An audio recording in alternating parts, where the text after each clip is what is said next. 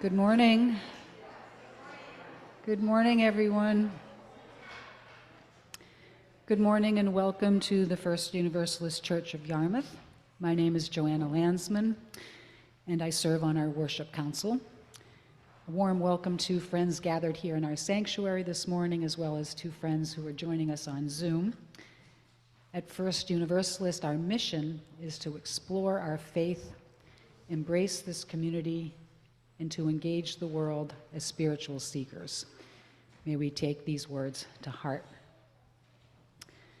If this is your first time to our congregation, welcome. We invite you to fill out a connection card that's located in the pew rack in front of you so that we can connect you with the events and programs here that may be of interest to you. And then you can drop that card in the offering plate when it's passed later in our service. And anyone joining us with young children, there is nursery care available during our service for babies and toddlers or anyone who needs to wiggle and play. The nursery is located out this side door and down the hallway on the left. Following today's service, everyone is welcome to join us for coffee hour, which is our time for fellowship and friendship, and that's downstairs in the gathering room right below the sanctuary. Before our service begins today, however, we have 4 announcements, 2 of which are reruns from last week. First, you may have noticed it's very quiet here this morning. No music, right? Sam had a bit of another heating emergency, unfortunately, and could not be here with us this morning, but we are going to be okay. The pieces where Sam normally would accompany us, we have some, pinch hitters, I guess you'd call it, now that baseball season's almost here, and just fear not, we will be okay. A cappella, here we come, baby. Secondly, our mid-year meeting, or rather celebration, is 1 week from today on February 4th. It's woven into the service right here in the sanctuary, and then spills over into coffee hour. And third, our next dinner church is on Friday, February 9th. The deadline for that is to sign up for that is next Sunday, the 4th. You can read more about both of those events in the Sunday morning news insert in your order of worship. And now Sarah has one final announcement. Hi, everyone. I'm Sarah. Next week at the mid-year celebration service, we are kicking off our annual campaign. This is when we make financial commitments to next year's plan. Our fiscal year starts on July 1st and runs through the year through June. So, like flowers in a garden, you might be a perennial whose commitment is the same or grows a little bit each year, or you might be an annual who digs in and commits anew every year. And if you've never made a financial commitment here before, welcome. Please consider yourself a sprout, a very valuable sprout. We'll give you much more information in the next 6 weeks, and we're happy to answer questions at any time. So please see me or Marge or any member of the board. And thank you for all the ways that you show up with your generosity and your love and your energy.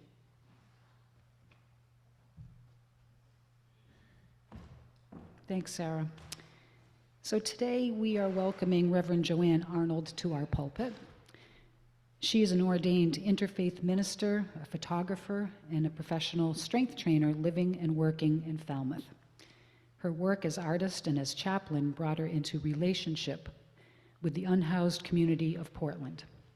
She has presented at TEDx Dirigo in 2018 with her talk, Sinners, Saints, and Ferocious Love. You may see a sampling of her work at joannearnold.com. And joining her today is Kenny Wayne Beeks, who is a local musician and author. So welcome to both of you. I invite you now, though, to take a deep breath with me as we settle into this time together. The choir will now lead us into worship.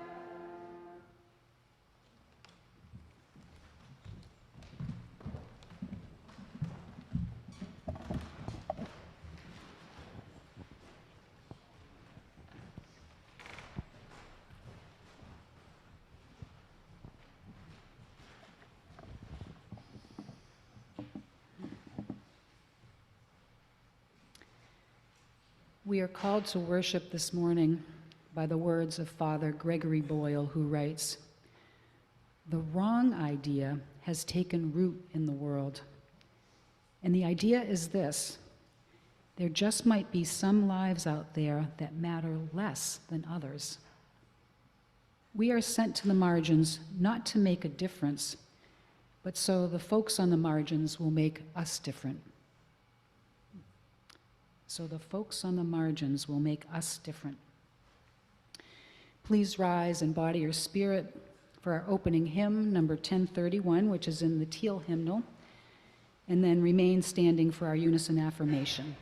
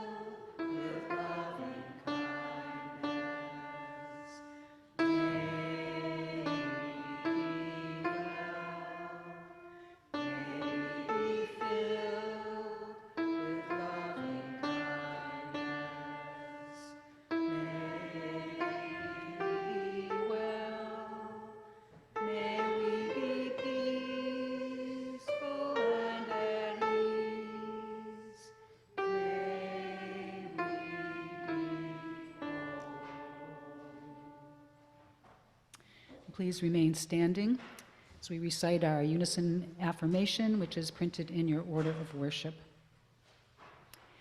We are united in seeking to increase love with justice and to constitute a free church open to all.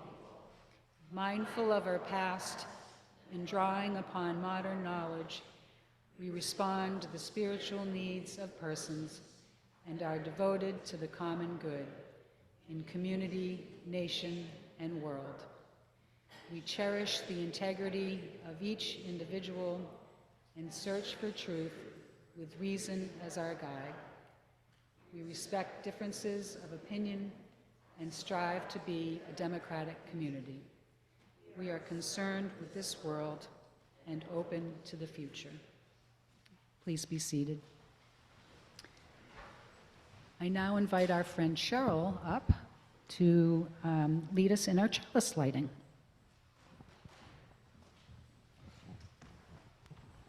Good morning. When Joanna asked me if I would like to do this, the first reaction, being a self-proclaimed introvert, was panic. And then the second reaction, being a self-proclaimed introvert, was that I could go into my head where I spend a lot of time, hopefully with my heart beside me.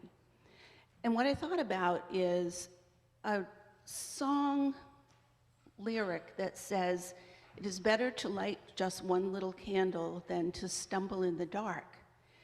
And I thought if I were standing in a dark room with a candle in front of me, I would be able to see a little bit behind me. I'd be able to see pretty well where I'm standing, and I would be able to see a little bit in front of me. And this chalice is like that for me. I can see a little bit behind me of where I've come from, Probably some of the memories aren't exactly accurate because they fade with time. When I look at this candle and I'm standing here, I'm in the here, I'm in the now with all of you. And I know that I'm not going to stumble in the dark because we're in this life together. And then when I look a little bit forward, I can't see much because to me the future is something that we create together with our thoughts and our actions. So that's the good news. There's not something written out there that we're experiencing right now that is the way it always has to be. But with our thoughts and our actions, we can create the future. Thank you. If there are any children who would like to come forward to help me light the candle, I would love to have you come up here with me. I see one somebody, two somebodies, three somebodies. Any more? Oh, four somebodies. That's great. Thank you. Okay. Now I think you all know the words, right? When I light the candle, and say,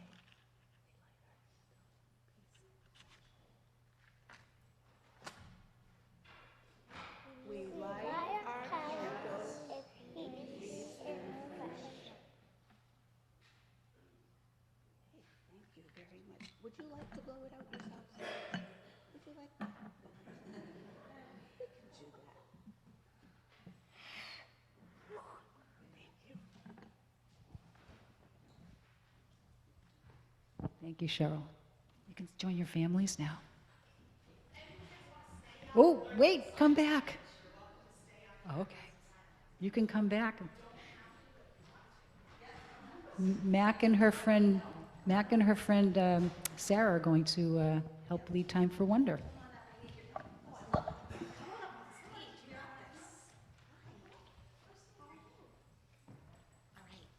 Good morning, everybody. Come on up. If any kiddos want to come up and help be demonstrators of some sign language, you're welcome to. All right. A few weeks ago, we were singing Spirit of Life, and a couple people were like, oh, remember when we learned the sign language for Spirit of Life? I hadn't thought about it in a while, and maybe we could do a little bit of a reteaching. And so for today, we're going to teach you the first few lines of Spirit of Life. So the first sign is Spirit, which is one of my favorite signs. In order to sign Spirit, what you're going to do is you're going to have your hands sort of like this. One below, one up top. I have my left hand below. You're going to take your middle fingers and create them into a little circle. You see them? All right. And then you're going to tap them just for a second and have the top hand sort of do a little wisp. Spirit. Spirit. For me, I think this is a very visual sign. Spirit. Next is life. Okay, so life, we need L hands. L hands. You see the letter L with this hand? L hands. All right. And we're going to take those L hands and we're going to start sort of at our torso and come up. This is the sign for life. When we're doing come to me, it's a beckoning, right? So we're taking both our hands, we're saying, come to me. Come to me.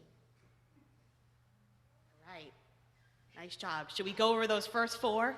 Yeah. All right. We have Spirit of life, come onto me. Right? And then we're going to do sing. Sing is also a fun sign for me. So we're going to have our left arm down, almost like this is our music stand, and we're about to switch the page. We're singing, or maybe conducting some music. Sing. Nice job, y'all. All right. Heart. We're going to take our pointer fingers, and on our left side, we're going to just trace a heart. Trace a heart. Nice work. Awesome. All right, so we're singing. in the heart. And then we have stirrings of compassion. Okay, here we go. Stirrings I really like. So you're gonna take your C duck hands. They call them C hands, closed C. Do you have duck hands? Hi, quack, quack, I'm a duck. All right. You're gonna bring them down to your torso. For me, it almost feels like they're like seeds growing. So for stirrings, it's like this. Closed hand, opening up, stirrings. Our little seeds are in there, bulbs, stirrings, right? And then our last one is compassion. Compassion, we're gonna have our hands out like this, and our middle fingers are just gonna tap. Compassion. Yeah, almost like a massage. Yeah, that's a good one, Joanna. All right, so let's try again. Stirrings. Compassion. All righty. How do we feel about doing the whole thing? It's okay, I'm here for you. We got this. We can try to sing at the same time. Slowly, all right. Here we go. Spirit of life, come unto me. Sing in my heart all the stirrings of compassion. Nice work, you guys. Awesome. All right. Nice job. Yeah, that's good enough for today. We're not going to overload you. Nice job, my signers. All right. We are going to do our children's blessing. And then for individuals who want to come down to Children's Chapel today, we are creating some hearts and then playing a heart relay race. Very exciting. All right. We are Unitarian Universalists, people of open minds, loving hearts, and helping hands. All right. We can sing too. In peace, go now in peace. May the light of love surround you everywhere, everywhere you may go. Thank you, Sarah. Thank you, Mac.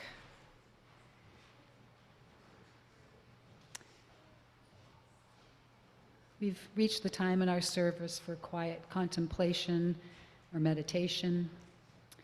This can be a time to reflect on the events of the past week, or to look forward to the days ahead, or to offer a prayer of loving kindness, or simply to be here now in this moment. Following this time of quiet, I'll ring a chime, and all are welcome to come forward to light a candle of joy or concern. Those on Zoom are welcome to type your joy or concern into the chat, and Jennifer, who is running the Zoom today, will read them aloud, and I'll light a candle on your behalf. But first, please join me in taking a deep, refreshing breath in and a calming breath out, and enter into this sacred time of silence.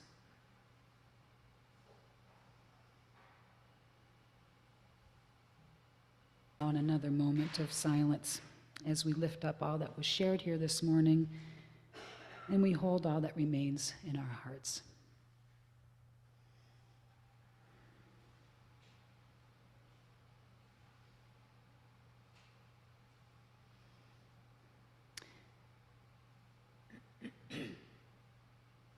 Mindful that love is the central value that we seek to manifest as UUs, we share our half plate again today with SARS-SM, or Sexual Assault Response Services of Southern Maine, who for more than 50 years has offered free confidential support to those impacted by sexual violence, abuse, and harassment, and by human sex trafficking.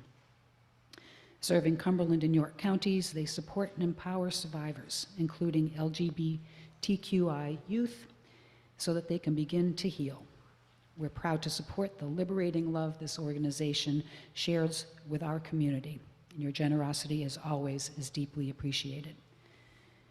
As we pass the offering plate to one another here in the sanctuary, those on Zoom are invited to make your offering by using the donate button in the order of worship, or by dropping a check in the mail.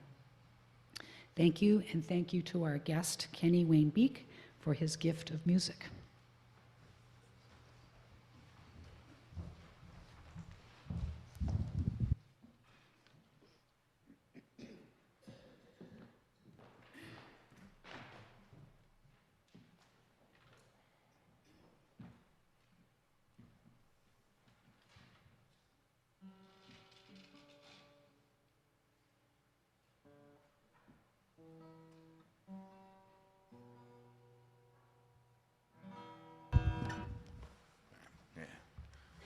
It doesn't tune up totally properly anyway. It came out of the dump.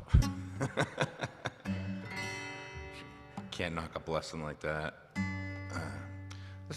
I spent a lot of years homeless. I spent 4 years in Portland homeless, and I'd been homeless for a few years before I got there, and couch surfing before that, which is that's a word that I think that DHS and places like that started so that you don't know you're homeless. They're disguising that fact. But when I got housed, I initially got denied Section 8. My name popped up on the list after all those years. First piece of paper I ever filled out in Portland, and those almost 4 years later, it popped up, and they said, "Oh, you'll get it, you'll get it." And I got denied. Like, it popped up on the list, and I said, "No." So I filed for an appeal, and I went, and I had what amounted to an argument with the woman at Portland Housing, and I won the argument because she was reasonable. If she had been unreasonable, I'd probably still be sleeping on the street. But the way that I found out that I won the argument was by her suddenly saying, "I recommend you take this next year to work on your writing and your music and your art.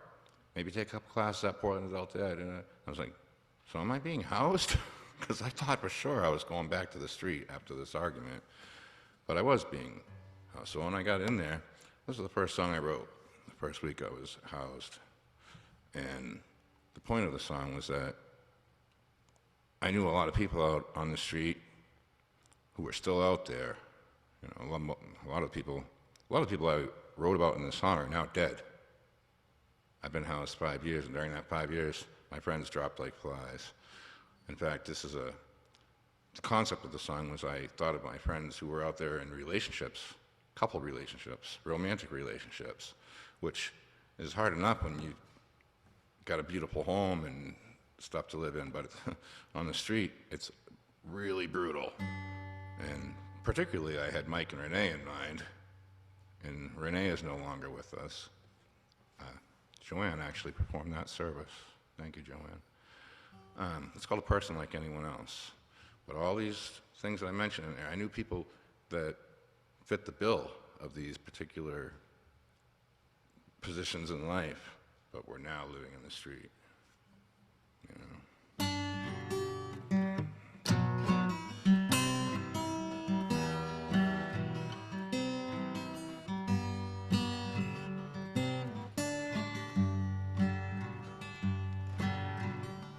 Perhaps I'm a poet and should set you free. But if I was a painter, I'd paint you here with me. If I was a sculptor, I could capture how I felt. The times when I held you and my icy heart would melt. If I was a hero, I'd come and save the day. If I was a pilot, I'd fly it far away. If I was a sailor, you could sail away with me. And if I was a jailbird, your love would be the key. Perhaps I'm a person like anyone else, and need shoes and clothes to wear, and maybe a house. I need to feed and I need to hunger. I may need a helping hand. And I can see that we need each other to build the promised land. Well, I'm a philosopher, but I figure it out. But if I were a carpenter, I'd build us a house. If I was a bricklayer, I'd build it of stone. And if I was a preacher man, well, I'd pray my way home. If I was a preacher man, well, I'd pray my way home. Lord, take me home. There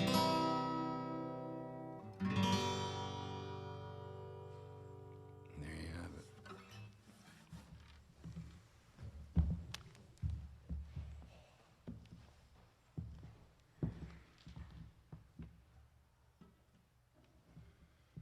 Thank you. Thank you so much for that.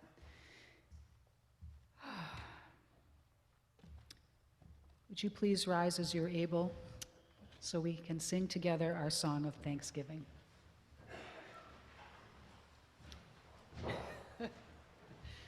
To thee I receive, to thee I give, together we share, and by this we live.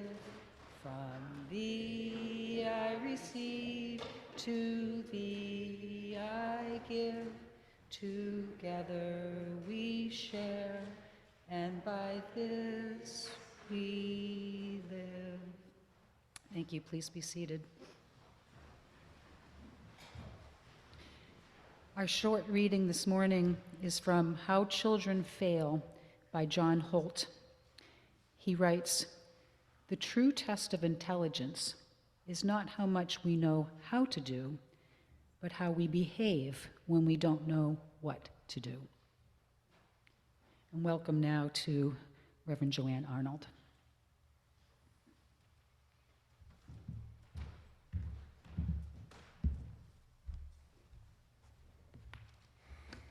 Good morning. We're going to do a little sound check. Can everyone hear me in the back? Great. I first want to thank you all very much for inviting us to be part of your service in this beautiful sanctuary. And I think because I'll be speaking about the unhoused population, that word sanctuary kind of sticks in my throat a little bit, because this is a beautiful sanctuary. And when we don't have sanctuary, just imagine that feeling. No sanctuary. So I don't want to spend much time on why I wound up in relationship with the unhoused community of Portland, Maine, other than to say that I was no longer willing to step over them or willfully ignore them as I traipsed around photographing at first light on the Portland waterfront. So to be clear, I'm not a policymaker. I'm not an advocate or social worker, nor am I affiliated with any formal organization related to what we refer to as the homeless.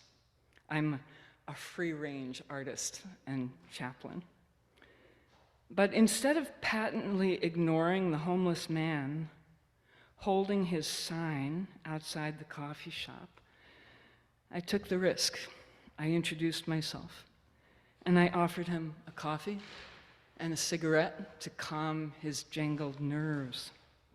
This was Mikey, who I would come to find out was chronically unhoused, with a past I am most certain I would not survive. After many days and many cups of coffee, I asked bluntly, "What might help, Mikey? What might help?" And he said, "Well, dry socks would really help. And coffee is really good." But he said, "Would you go on your computer?" Which was his code word for social media. "Would you go on the computer and share some of these stories?" This initiated a project on Facebook titled Dear anonymous, and featured portraits and stories, all with permission, of the unhoused individuals. With a lot of help from very generous supporters, we were able to supply new socks, dignified clothing, warm blankets, over $30,000 of coffee gift cards, basic first aid supplies, and food. There was no nonprofit, no governing board, and 100% of everything was delivered to people directly, face to face on the street. "What an angel you are," I heard from the housed and the unhoused. I don't like that I live in a world where by offering a pair of wool socks to someone in my community at complete risk of frostbite makes me eligible for angel status. I don't like living in a world where the homeless have been reduced to a problem to be eliminated. It's much more complicated than that, and sadly, I think we really struggle with complexity. If I can make only one thing clear today, it would be this: I didn't meet the homeless population. I met Mikey, and I met Joe Blaze, who told me stories that curled my hair. I met Dr. Beek and Grizz, Crooked Taylor and Teardrop. I met CJ and Grey Wolf, who asked me to read his letters from his mom. I met the wizard as he dashed down the street, cape blowing out behind him. I met Renee and Rose and Sweetheart Romeo, Broken Eddie, Benzo Benny, and Blue Eyes. I met Sweet Ronnie and Soulless Chandler and Alan and Josh and James and Joy. I met Biggie and Bonnie. I met the Sock Man and the Rose Man. I met Cadillac Jack, who trained racehorses in Florida, and Handsome Bob, who is an incredibly talented artist. I met Chris, the reader, who has read more books on the street than anyone I know, and I had trouble locating new material for him. I met a man, formerly a scholar of Russian literature, who handed me on the street in the middle of a snowstorm a tattered and dog-eared copy of The Plague by Albert Camus. They are all unhoused, all unique, nuanced, and as impossible to truly know as each one of us. There were 45 deaths of the unhoused just last year in Portland, Maine. 45. And as I count the congregation today, I think we're just over 45. So that gives you a good visual understanding of the people who died on the streets of Portland, Maine last year. 8 of the people I mentioned by name died in the last 3 years. Mikey, remember Mikey? Carries what he calls the death deck. The death deck. It's his collection of memorial cards for each person who dies on the street, because that's his chosen family. So that, in his words, at least someone will remember them. My camera, I'm a photographer, my camera became a conduit, a profound portal to these intimate relationships lasting maybe 1/500th of a second or less. That's the time it takes for a shutter to open and close. And I was irrevocably moved by what was shared with me and what I was gifted to see. So what did I see? I saw the face of unresolved trauma. I saw the abused. I saw abusers. I saw tenderness and vulnerability, desperation, paranoia, and joy. I saw filth and I saw beauty. I saw deep, unbridled, chronic heartache. I found delusion, and I found insight. I found unbelievable levels of resiliency, and I found humor. I found illness and rage, and I saw grief stewing and suffering marinating. I saw hopelessness, shame, and fear, and I saw love. So we would meet at the corner of Commercial Street and Moulton at 5 a.m., and we'd distribute whatever resources we had. And as we departed, I love yous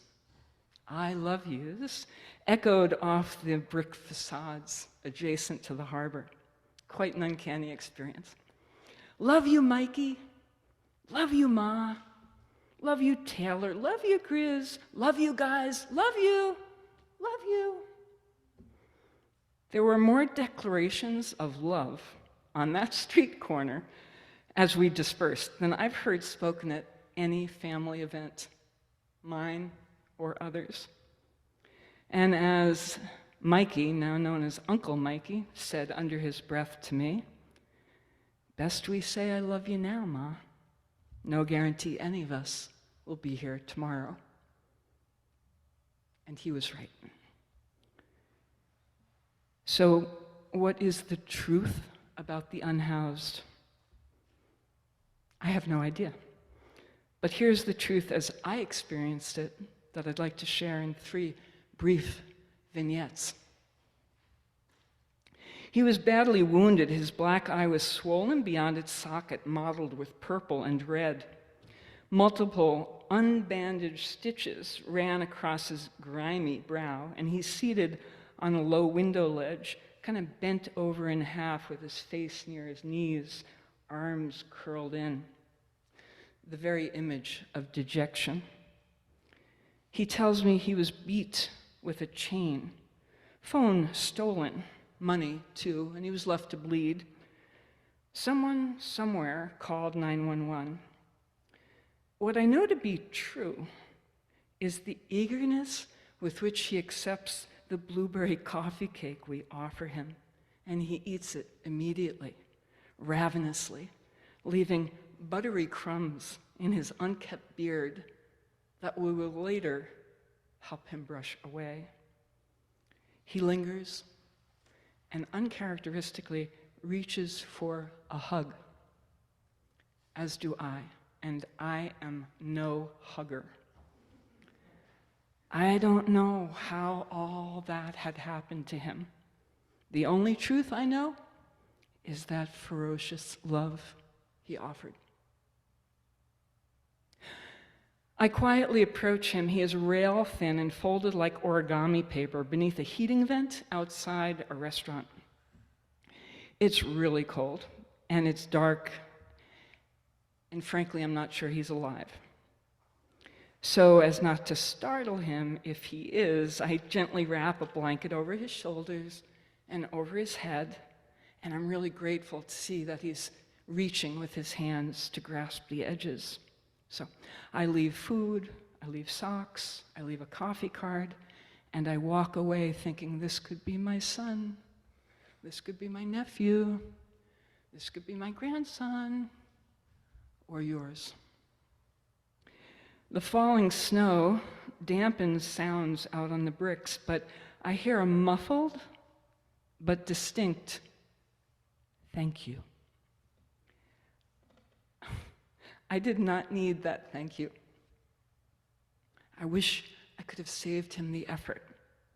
Still, the feeling surpassed any Christmas morning memory of my life. His gift of ferocious love.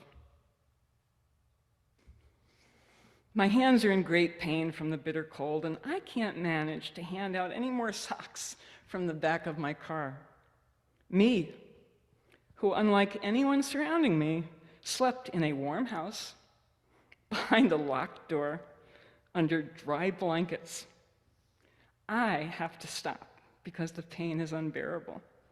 Well, the burly, disheveled man in front of me gently takes my hands and cradles them in his. His hands, two huge mitts of swollen, warm flesh. He understands. A woman, unhoused, next to him, retrieves a battered hand warmer from her pocket and stuffs it into mine. And I stutter, "This is amazing," as the pain starts to soften a little bit. She responds, "Isn't it?" with a sublime smile I've never seen cross her typically worried and anxious face. That was Renee, Kenny. She gestures, cupping her hands in front of her like a Madonna, and says, "It's divine." And I think, I cannot possibly accept or deserve this love. That was the feeling. I don't deserve this kind of love. And I realize she shared that same sentiment with me previously. So in that moment, it is a radical act of acceptance of their profound generosity and their ferocious love. I recognized in moments like these over and over. I would be a total blithering idiot on the streets in less than 24 hours. Between the relentless cold, the inability to have safe space, and no sleep. If I didn't drink, I might start to ease the pain. If I didn't do drugs, I might begin in order to survive the suffering and indignity of the bricks. So I'd like to share today some of the gifts of wisdom from my unhoused friends. You never, ever know someone's story. We simply cannot assume we know. There are people on the streets because they drink and do drugs. There are people who drink and do drugs to cope with the bestiality of the streets. There are people on the streets who never drink or do drugs. There is a massive and threatening undertow of untreated mental illness. So being unhoused is only one quality. It's not the whole story. And as Mikey says, "Ma, there are good people here on the streets, on hard times, with good hearts, struggling." Yes, there are liars, cheaters, and thieves. There's always a hustle to survive. But that is not the sole propriety of the streets or the unhoused. Please don't give with conditions, as in, "I'll give you this, but," or "I'll give you this if."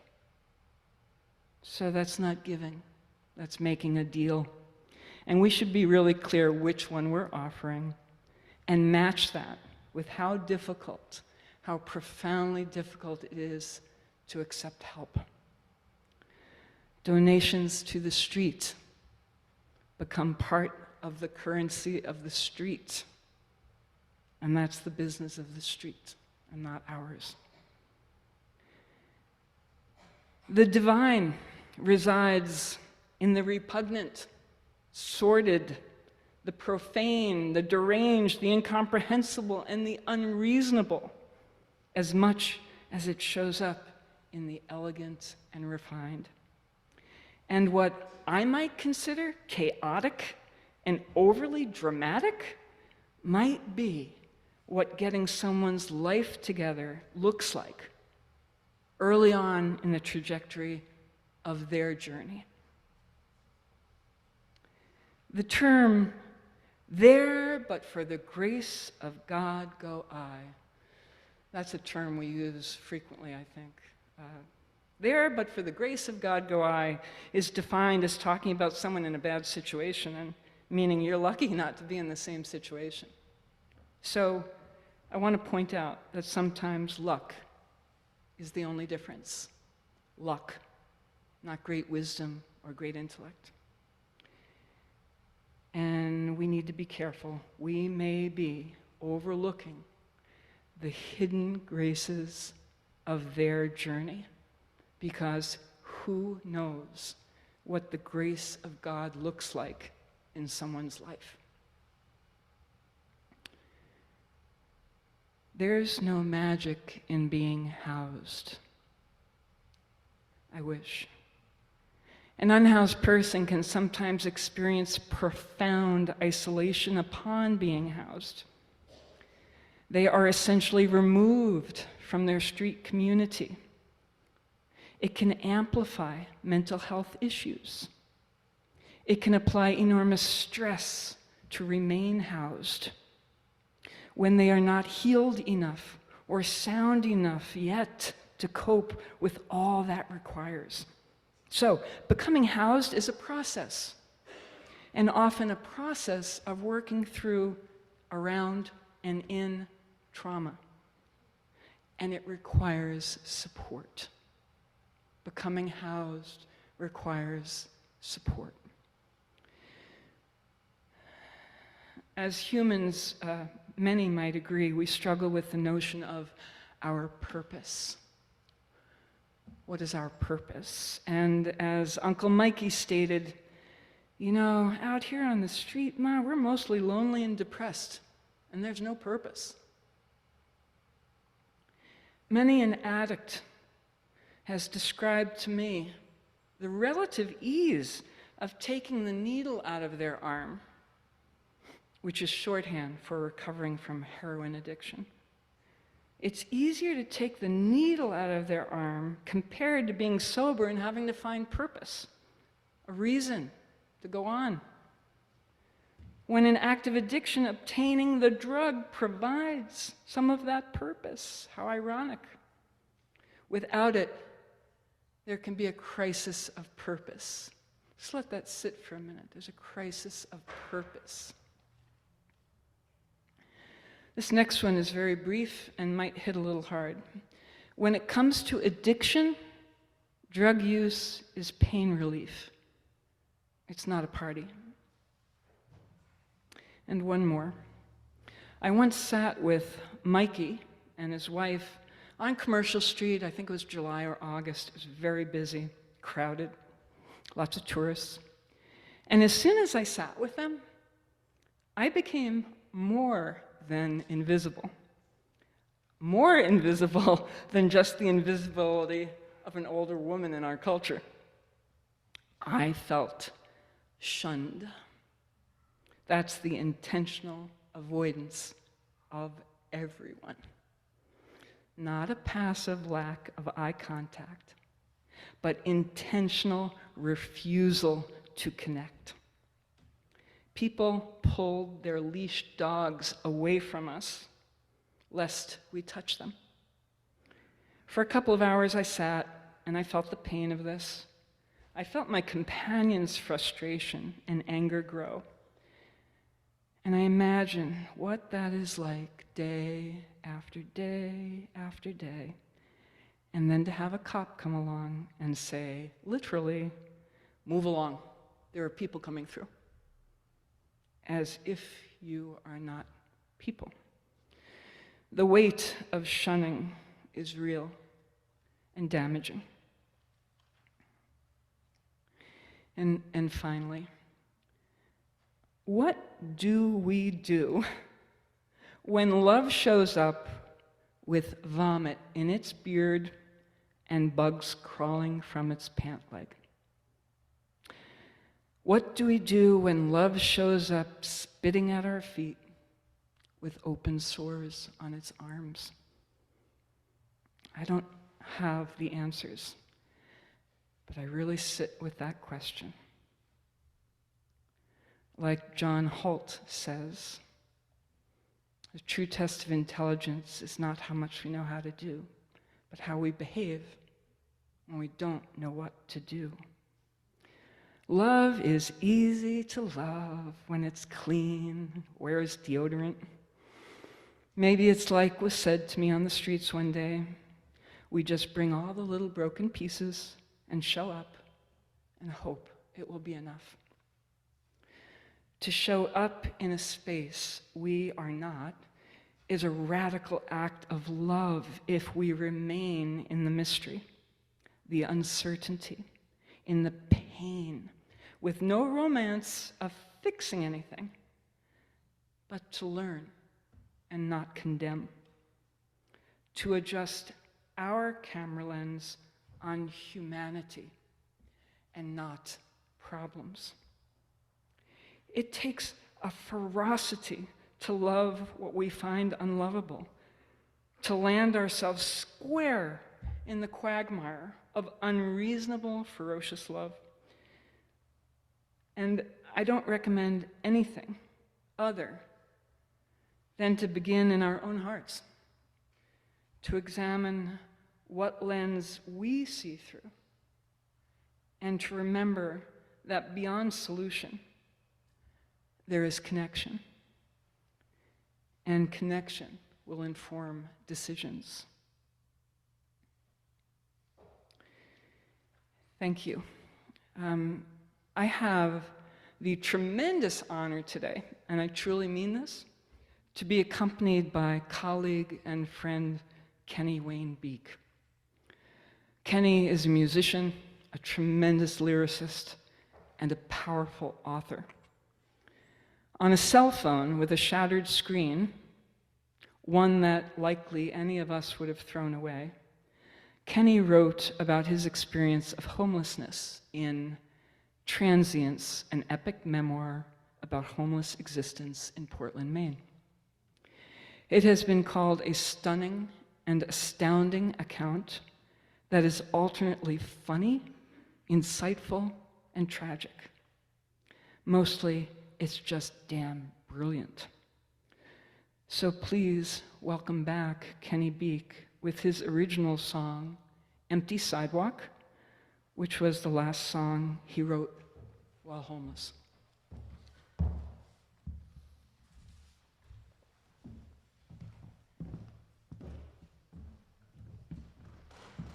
of about that feeling she just talked about, where the sidewalk isn't really empty, it just feels that way. And I'll tell you, the sidewalks aren't getting any emptier. More people homeless now than probably since the 30s.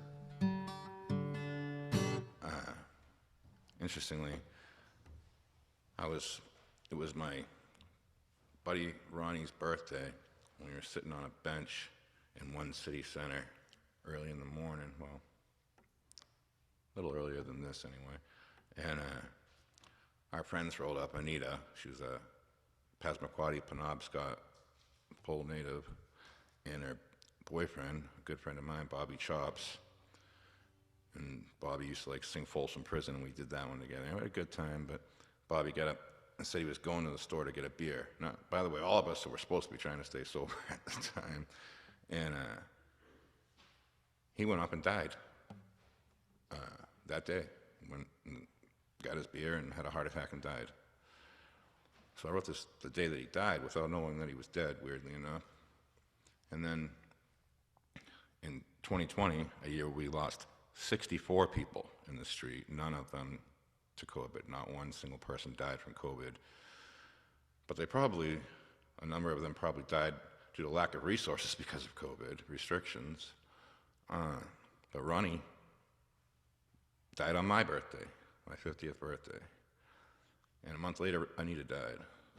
So everybody that was with me the morning, and they all dished me to go up and drink, and I knew that, and so I was sitting there and I was all salty and bitter about it, and so this was a song of self-pity that's only become far more morbid than that. It's called Empty Sidewalk. Playing for an empty sidewalk, staring at an empty case. It's probably for the best after all, I couldn't take another empty face. Everybody's going somewhere, they all got some place to be. They're all trying to be on time while I'm just trying to be me. Playing for an empty sidewalk, not a nickel to my name. Like to tell you it's someone's fault, so I'll tell you I'm the one to blame. And everybody's going somewhere, well I get nowhere fast. I'd like to see something better for me, but that's probably already past. And I'd like to see some loved ones I ain't seen in a while. Maybe tonight, in my dreams I could smile, but Now I'm playing for an empty sidewalk, wishing I was somewhere else. I'd like to make $1 tonight, but tonight this ain't what sells. Everybody's going somewhere, while I sit here all alone, playing for an empty sidewalk, the only place that I call home.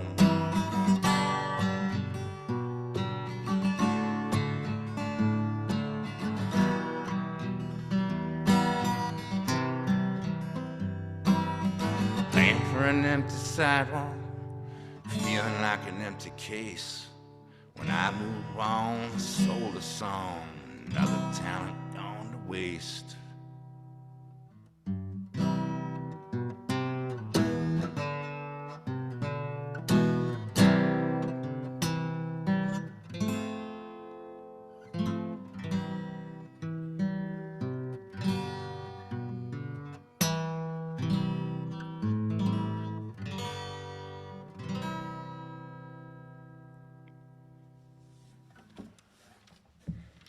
Oh, and also along the lines of what Joan was talking about, of what it's like for the people who end up recently housed. I just wrote an article about that. I guess you haven't read it, which is ironic that you mentioned it, because that's available online, though. It's called, it's in the Bollard.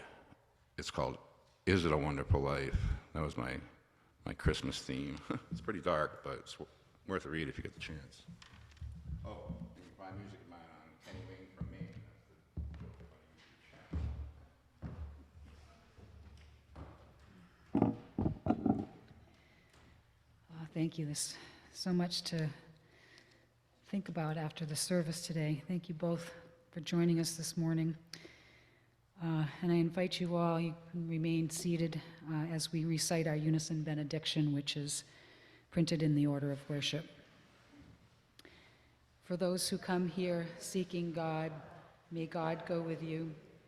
For those who come embracing life, may life return your affection. For those who come to seek a path, may a way be found and the courage to take it, step by step. Hope to see you all downstairs, and please go in peace.